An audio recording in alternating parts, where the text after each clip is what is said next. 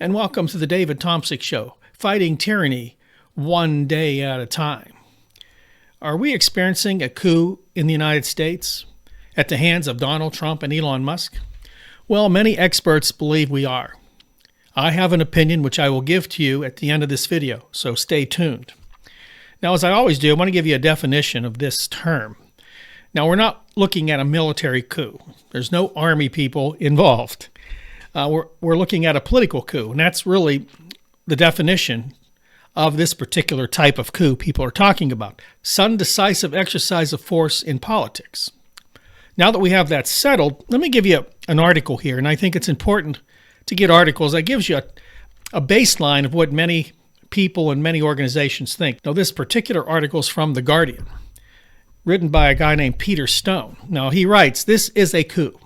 Trump and Musk's purge is cutting more than costs, says experts. In slashing staff and disabling entire agencies, the administration is lacerating the structures of U.S. democracy." Mr. Stone goes on to write, "Donald Trump and Elon Musk's radical drive to slash billions of dollars in annual federal spending with huge job and regulatory cuts is spurring charges that they have made illegal moves while undercutting congressional and judicial powers, say legal experts, Democrats, and state attorney generals. Trump's fusillade of executive orders expanding his powers in some extreme ways in his cost-cutting fervor, coupled with unprecedented drives by the Musk-led so-called Department of Government Efficiency, Doge, to slash many agency workers and regulations, have created chaos across the U.S. government and raised fears of the threat to U.S. democracy. Trump and Musk have also attacked judges who have made rulings opposing several of their moves after they ended up in court,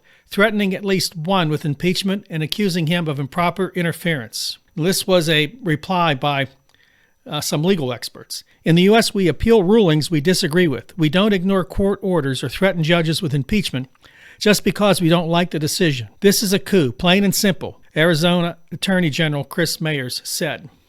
Wow, that's a mouthful there. So obviously, there's a disagreement in America today over what's happening at the executive branch. Now, when you get a president to come in, changes are made.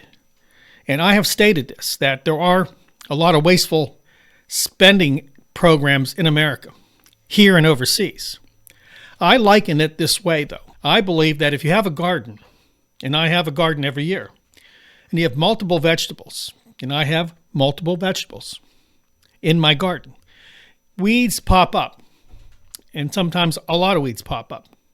Now, if I used the Donald Trump and Elon Musk philosophy, I would just burn the whole garden down to get rid of the weeds.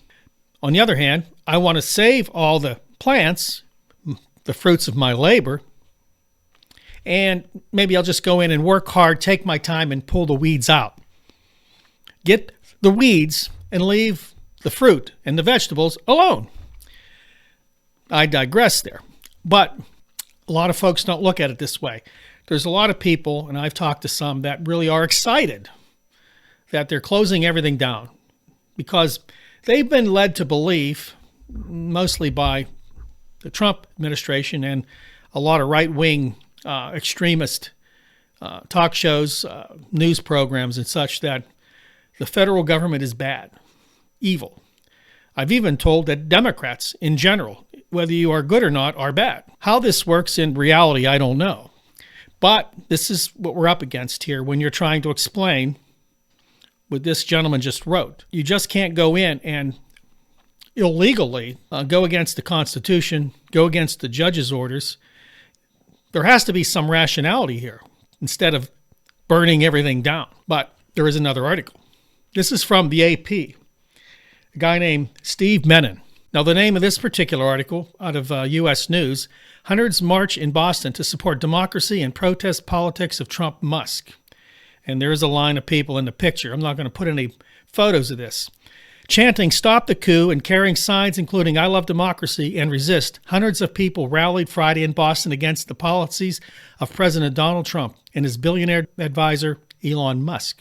The peaceful rally in freezing conditions was supported by 100 civil rights, environmental, and progressive groups from Massachusetts. Speaker after speaker decried administration policies targeting marginalized communities and urged the crowd to oppose what they called an attack on democracy. Now, of course, this would be considered a more left-wing viewpoint, and a lot of folks marginalize these people. Henceforth, Democrats are bad. This is a little problem with me because I really don't want to look at people, Democrat or Republican. I'm neither. Actually, I'm still a registered Republican. Told the story on this channel how I was a right-wing person that really was stuck on Fox News, fair and balanced. But I am not, and I don't know whether I'll change my political affiliation or not. It doesn't matter. That's the point I'm making. I have some Christian people that tell me that if I'm a Democrat or become a Democrat, that I all of a sudden become evil because every Democrat's evil. And I'm not exaggerating. They actually believe that there's a line between good and evil, Republican good and Democrat evil. So when we look at an article like this, many people who would be right-leaning would look at these people as malcontents, left-wingers, communists, or what have you. They do have a right to protest, unlike what many people out there believe. And I believe this is something that this country has to face, a division that will maybe never be fully mended. I don't believe it will, not in my lifetime. The cuts are too deep. There's too much disinformation. There's too much distrust. Every article that I bring up that might not agree with somebody's political opinion is wrong. They're lying, and it's fake news. It's easy to do this. It's easy to sit in your box and hide from the rest of the world. Now, let me go overseas real quick, because Vice President J.D. Vance, who's out of his league here, a boy from West Virginia, as vice president, he went to Germany and made a scene there that the Germans will never forget. Now, let me again say, to those of you on the right, and many of these people on the right believe that a country like Germany is meaningless. Whether it's France or Britain or China or whoever, it's all America. So I'm going to go on record as saying, why would you think, you Christian right-wingers especially, that 3%, okay, America is 3% of the world's population. Out of that 3%, those that could vote, and out of the people that voted, only 49.8 some percent voted for Donald Trump. So why do you think you 48 or 49% can tell the rest of the world to get lost, that you're not important, that it's America first? So J.D. Vance has made it easier for me to prove my point that, yes, we're being isolated from our once very important allies.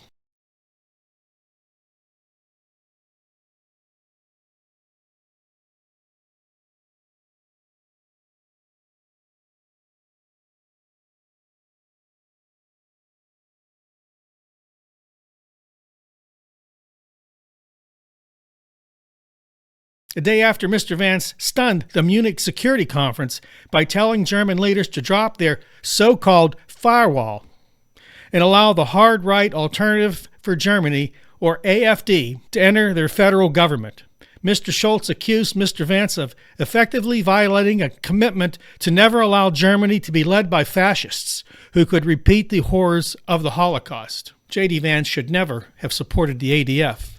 It's fascist. The Germans will not allow it. It's against the law there, and it should be. For instance, Elon Musk's salute, you know the one I'm talking about, would have been illegal in Germany. It should have been illegal here. But why is J.D. Vance interested in the ADF? Because Donald Trump wants to turn Europe right-wing, far right-wing, all of it. Even Elon Musk has been trying to influence European politics. He wants the countries to move farther right, like the right-wing government of Viktor Orban in Hungary. Here in the United States, we're moving right-wing. These attacks on the agencies that comprise the United States government, that hold it together, is a fascist-style takeover. Hitler did it in Germany. As more people lose their jobs, as environmental protection disappears, as labor protection disappears, we will see that fascist state rise up with one leader, with no one to defend against it. So my answer to the question I posed before, are we in the midst of a coup at the hands of Donald Trump and Elon Musk? I say yes. We are absolutely in that coup right now. Well, that's all the time I have. God bless you.